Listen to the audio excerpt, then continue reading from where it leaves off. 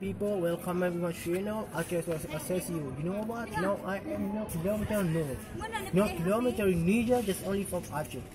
Nowadays, Aceh very famous. After tsunami disaster 2004, December 26, 2004. Now at the time, lot of visitors. No one at the time, no one doesn't know about Aceh at the time. But after tsunami disaster 2004. December 26, 2004, the time, a lot of visitors, a lot of people from United States, United Kingdom, Australia, Africa, Europe, they just have got here, and then just, Sabang Island totally awesome, I think, you know what, here a lot of monkeys, a lot of deers, and then a lot of birds, you know what, every morning when growing deer, can't imagine that, man, you know what, every morning when growing deer, can't believe that. So don't forget to come to Aceh, because Aceh nowadays very famous.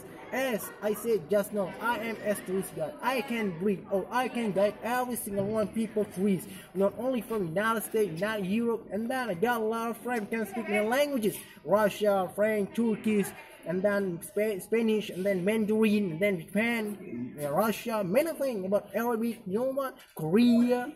Man, can you imagine that? Don't forget to come to Aceh.